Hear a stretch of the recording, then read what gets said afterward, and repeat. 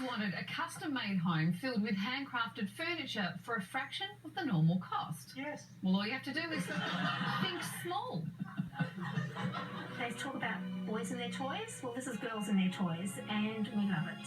Other people, I don't think, have any idea. Until they see what we make, they think of a Barbie house or a child's doll's house. Ours actually aren't for children. Karen and Jan spend thousands of hours turning out tiny versions of everyday objects.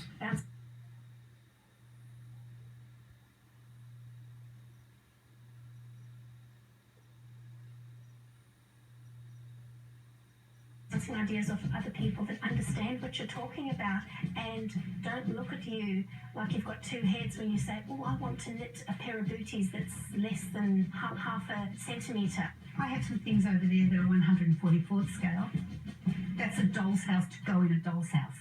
But fitting out doll houses can become expensive and in some cases a little excessive. I am obsessed about it. I'm completely, totally passionate about it. Doesn't matter where you come from in life and you leave the problems behind, all of a sudden you just have this very small problem.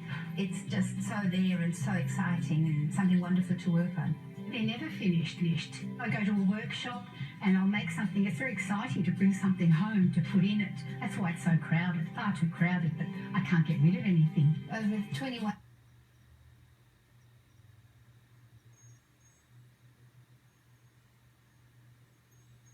Of making miniatures and attending miniature shows, I think I probably could have paid off the mortgage in our real home.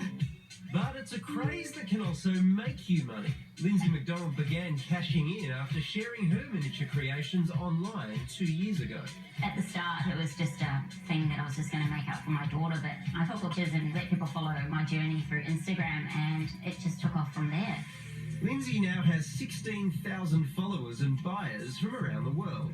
I get an idea at 5:30 in the morning, say, and then I need to make that. Sometimes it takes a week, sometimes it just takes a couple of hours. Lots of people wanted my stuff.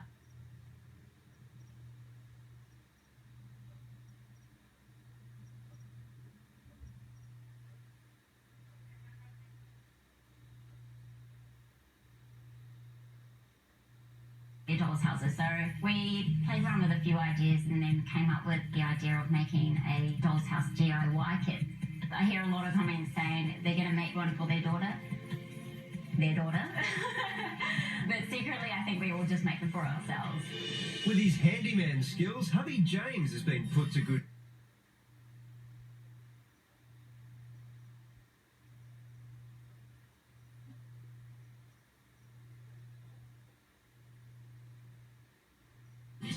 making wooden templates, which Lindsay then reproduces en masse.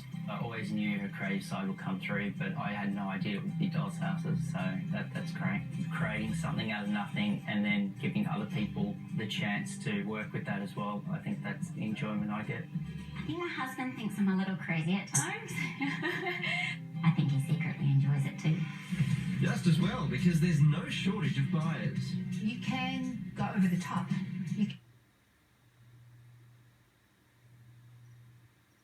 Things which you wouldn't do in the real world. Making a piece of furniture to go in your house or dressing a doll. There are so many aspects to our hobby of miniatures. I don't think anyone could ever get sick of it. Just reminds me of my childhood. Brings a whole lot of happiness to me, so I love it.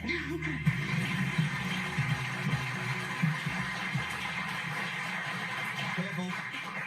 Well, that was deeply creepy. Super creepy.